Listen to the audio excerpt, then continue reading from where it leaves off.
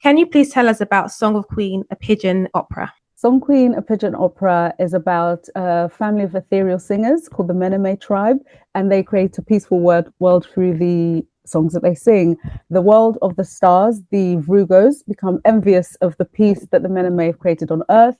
They send temptations, and through these temptations, the Meneme lose their voices and are unable to sing a peaceful reality. Kenate, the warrior songstress, must then journey to the Venus bushfires to find the peace song that unites all the world's realms. And it's in Pidgin, Cockney, Patois, Creole, London slang and Ebonics, and it's classical music with talking drums, African percussion, steel pans. We've had guitar in the past. We've got strings, contemporary dance, visual art, creative captioning, and this time with all the shows have British Sign Language. It's really, really important to make it accessible across the board. British Sign Language thing is so important because not enough live performances have it. I know it can be so hard to get someone in to do it, but especially with all the dialects, I'm so curious to know how that kind of works for British Sign Language. Is it quite difficult for the interpreter? Well, she speaks Pidgin, which is really great. So I was able to find a Nigerian interpreter that speaks Pidgin and can kind of dance between the English and the Pidgin. And of course, we've provided a lot of English translations for a lot of it. And some things that don't translate, we've kind of found ways to interpret that. And supporting the accessibility is also the creative captioning and the visual art and the dance as well. So we're speaking on many forums, not just languages. We're trying to use our bodies, our spirit, and I think it's quite a spiritual experience in the show as well. So that's really important for us. And it was a challenge, but I think it's definitely something that we're really excited to have incorporated into the show. So not only do you do all these things, like you're a composer, a writer, a vocalist, but you're also a mum. I think the last 2 weeks it's been different because normally I'm hands-on, I could do everything, and sometimes things slip, and you have to just be kind to yourself. You can't do everything. And I'm hoping that they can see me, and this is an inspiration when I say, you know what, girls, you got to dream big.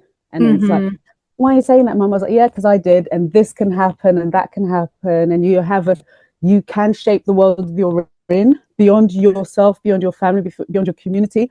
So for me, there are challenges. It's not easy, but it's really not easy. And had I known 10 years ago when I started writing the opera that it would be this hard, I probably would have automatically thought, there's no way I can do this. I don't have the energy, don't have the skills.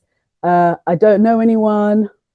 I don't read or write music. I'm a synesthete, so I experience music in color, in shapes. Wow. So there's no reason for me to think that I could do this or have the time. But I think you can or you can't. You see things that way. And because I didn't know how to do it, I didn't know how hard it was going to be, and I didn't know that it was going to be a challenge. So I was just like, let's do it, And so a lot of the things, the closed doors, which do exist, it's not something I've necessarily internalized because I just haven't been through a system of it, So so in a way, what I thought being a synesthete, not be able to read or write music is going to be something that hinders the opera, but it's just blown my world wide open because there aren't any barriers.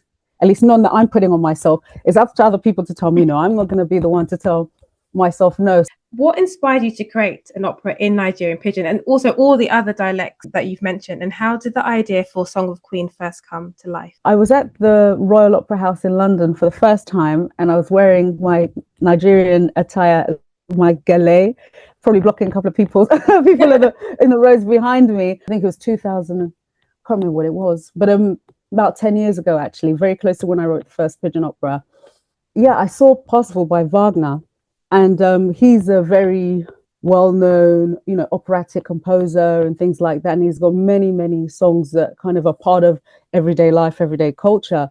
But I thought, to be honest, when I saw that, I was like, yeah, I'll give it a go. I love that. No, do you know what? It's that mindset that just makes dreams come true and make doors open. It's when you believe in yourself. And so I was like, okay, I'll give it a go. But also, what kind of made me think why I want to do it in Pidgin is because I was going back to Nigerian. I don't speak a lot of the Nigerian languages fluently, but Pidgin is the language everyone speaks. And in my experience, when I've spoken in Nigeria, people said, "Oh, you're an educated woman. Why are you speaking Pidgin?" I was like, "Hello, because I'm not going to speak to anyone if I don't speak the language that unites." So this is a positive thing. Cockney is positive for me because it brings more people speak colloquial dialects than do speak, official languages. So there's power in these dialects. There's power in this kind of collective movement. And so I thought, oh, what if this whole place was like a market scene and people were like just doing what I've just kind of seen coming back from Lagos that previous week. And I just thought, who says what's low art? Who says what's a high art? And I just having that dialogue in my mind, I was like, well, I'm gonna just put my stamp on things. And I was kind of like I felt a bit like a novelty. I was welcome. I didn't feel like I wasn't welcome, but I felt like I was unusual in that space. Does that make any sense? So I was like, okay, let me play with this space. Can I take up more space? Can I take over the space? Kind of thing. Just like playing with this in my mind, and of course, not really knowing that it was unusual. So I just went ahead with it, and just being. I think that when someone says, "Oh, this is low, this is high," I'm like, really? Who are you? Exactly. Really? We're all humans. Who makes that decision? And why should I accept that something that has brought so many people together in different cultures around the world is low art? So I was like, no, actually, I'm gonna celebrate in the biggest way that I can. And the medium that I found for doing these absolutely bonkers stories is opera. When you can't think of how am I going to do this? Doesn't make any sense. In opera, it makes sense. It can kind of house these stories. So that's a long way to answer the question, but that's how the opera came about. I was going to say with opera, it's a perfect kind of medium because so much can happen in opera and no one minds because you're there for the journey, you're there for the long ride. The more wilder, the more exciting it is, the better the opera is. When people leave Song Queen, what's the one feeling or thought you hope stays with them? When people leave Song Queen, I really want them to be inspired. I want them to feel seen. I want them to feel celebrated wildly. What happens during the show, as well as when the show's over, is people from all walks of life are together and they've just shared this experience and probably thought, I don't speak Pidgin. And a lot of people, this is their first experience in opera.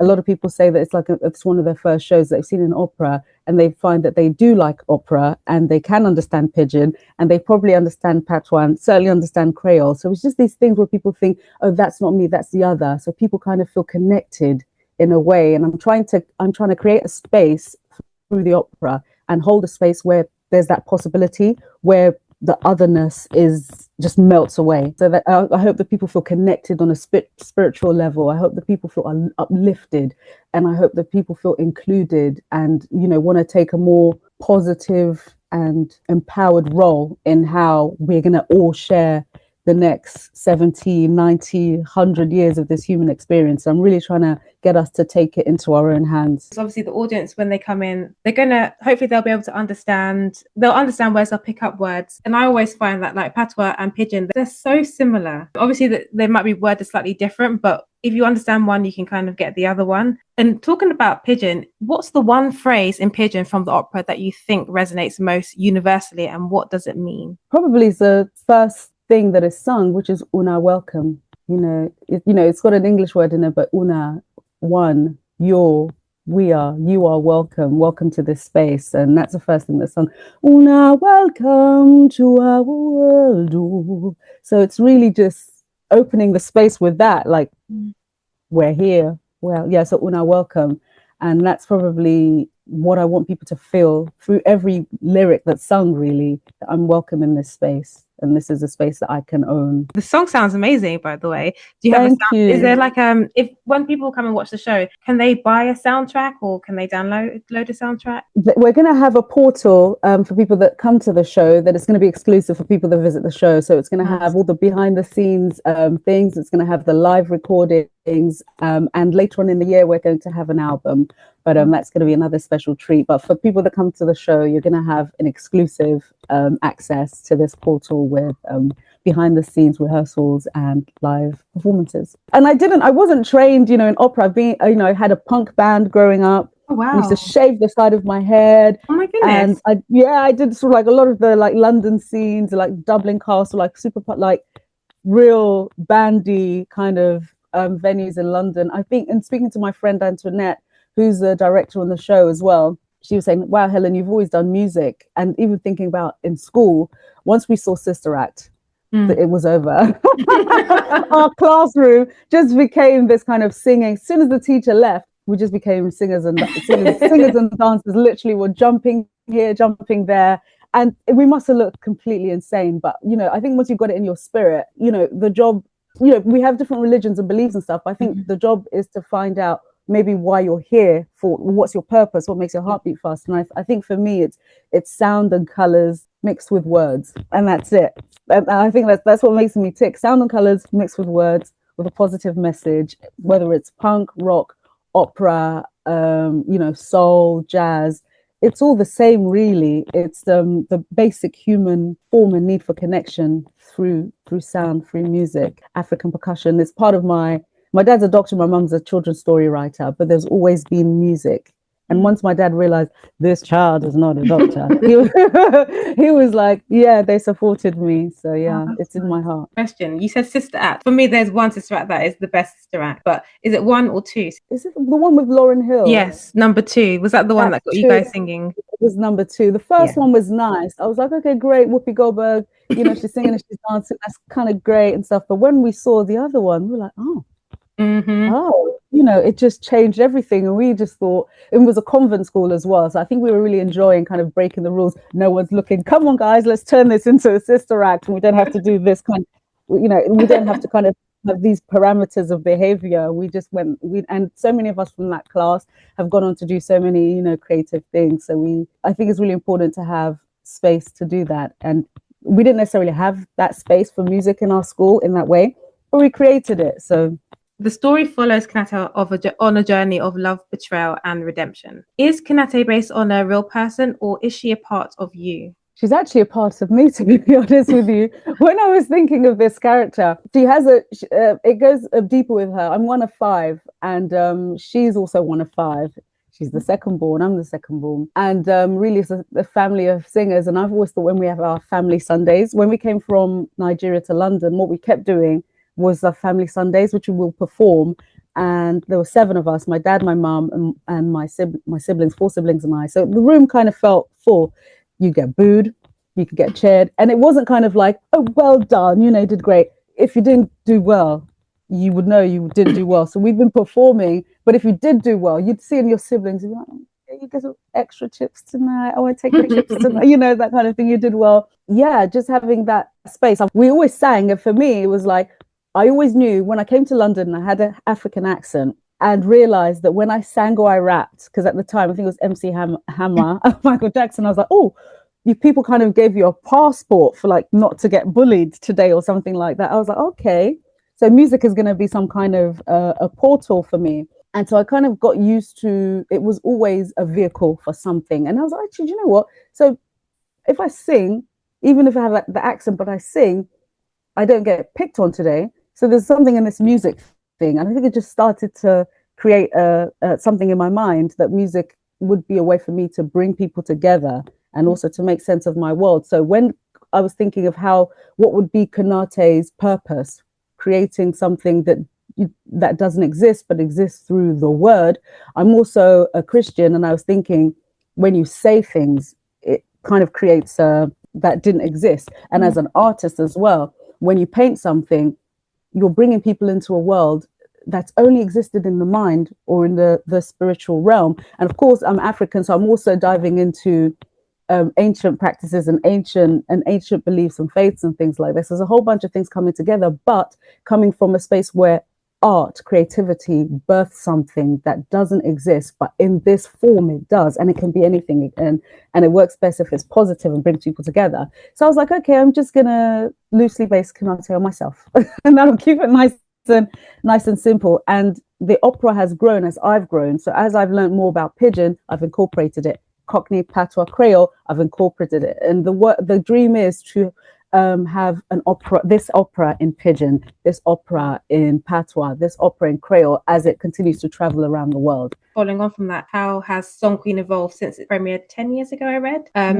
both artistically and in the way the audience responds to it? I think the Pidgin Opera, Song Queen of Pidgin Operas, the way that I've seen it transform the most in the 10 years is, of course, the inclusion of other dialects, not just Pidgin, but also Patois, Creole, London slang, Ebonics, and because I'm still a composer that's alive, yay! I can continue to keep developing this opera. And for me, it's an opera that evolves. Like, it's not something that is done necessarily, and then once you see the show is finished.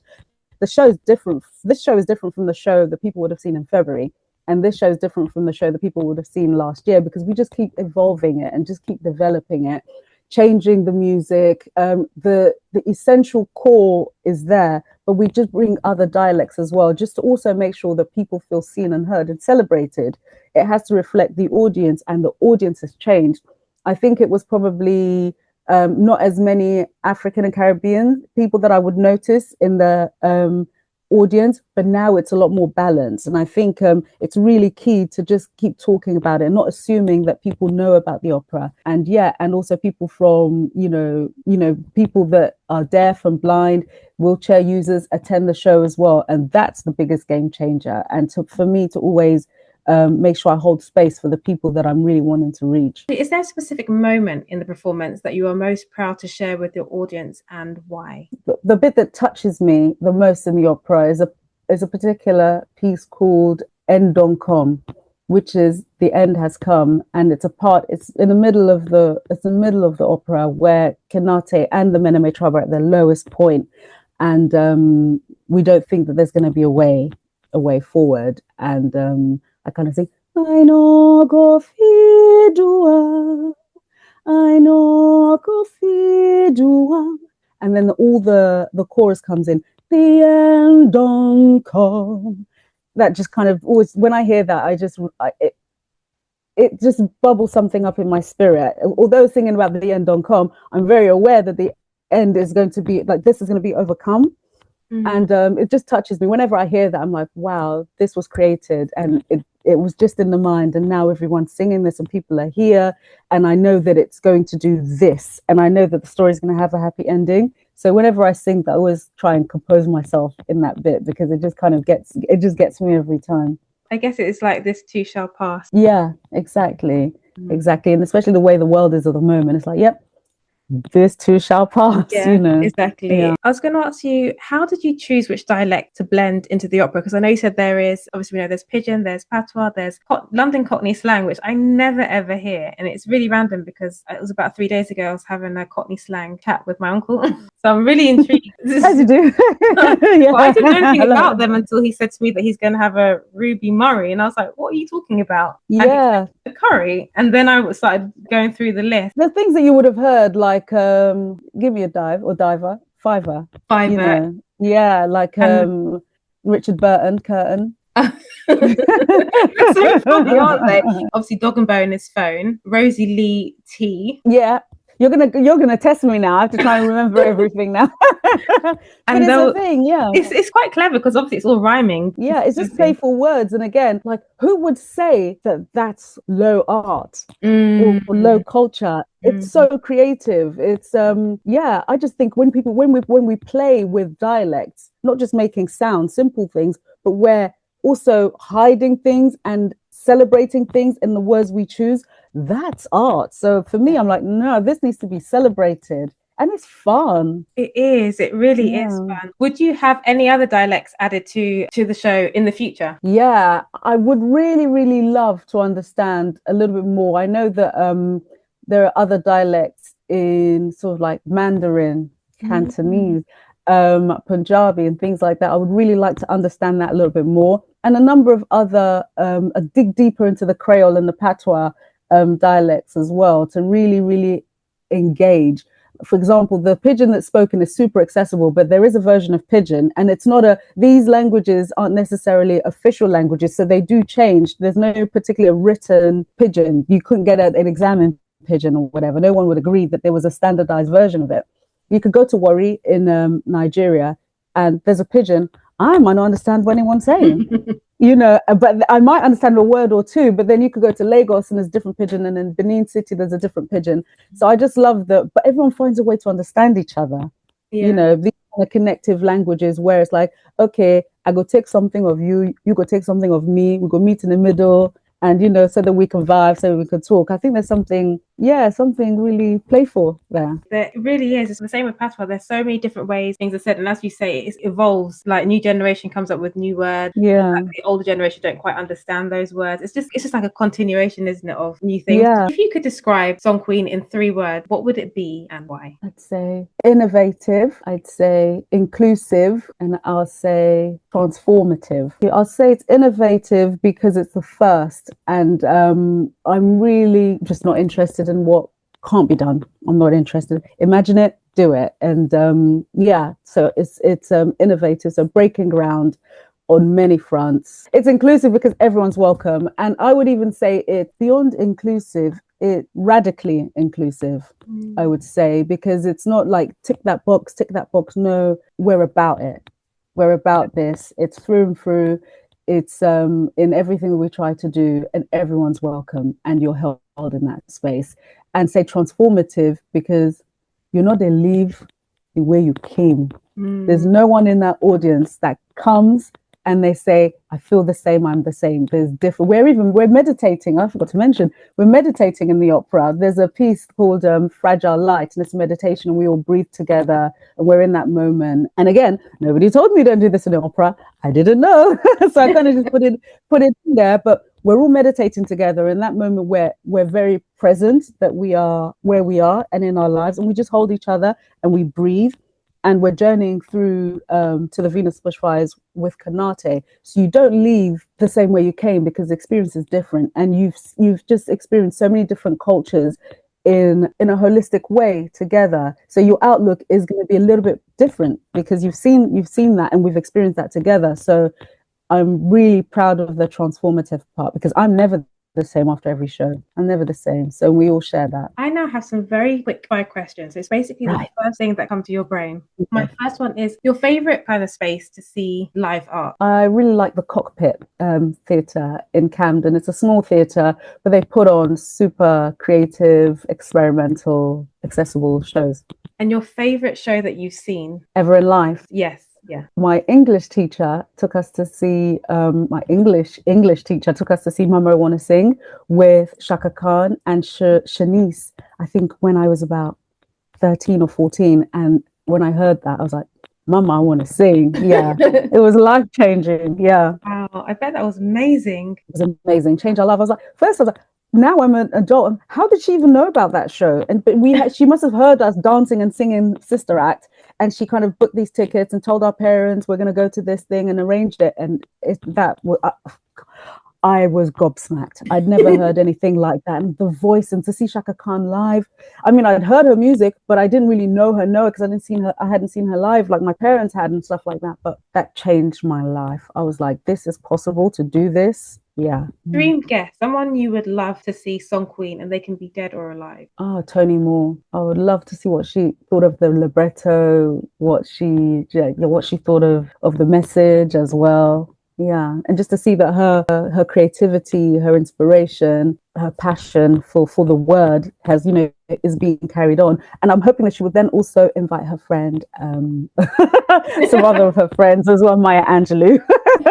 So 2 for 1, if possible. Yeah. Even better. Yeah. Your proudest career moment to date? My proudest career moment to date is backstage at an event in London, and I was jamming with a few artists, including Fatimata Diawara, I believe her name is. I hope I haven't just butchered your name, Fatimata. I'm very sorry. But she was amazing. And and Paul McCartney was there as well. And I was playing my instrument. I play something called the hung, which is a metallic drum. So it's a hand pan, and it sounds like a harp. You play it percussively. And Paul McCartney said, "You played beautifully." I said, I was like, that's me. I'm good enough. He only heard a little bit, and then once kind of he said that, I was like, okay, Helen, just keep going. And that's probably my proudest moment because he just kind of said it, and as a matter of fact, and I didn't have to think about it. I was like, I'll take it. I'll run with it, And my very last one is the person who's had the greatest impact on your career. Ooh, I don't know how to choose them, so I'll say my mum, dad as one person. Nice. My dad, My dad, because he always wanted us to succeed academically, but created a space for music. There was literally always a textbook and a microphone. It was almost like, yep, yep, yep, yep, take both. And my mum, just because she never questioned, you don't know how to do that. She just also said, yes, my child, how do we do it? She was even my manager at one point. My husband is now the executive producer, but my mum was like, you know what?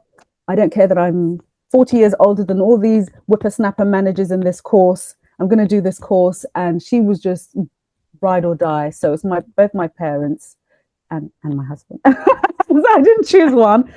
Mum, dad, husband. If I could choose. Collection of all three.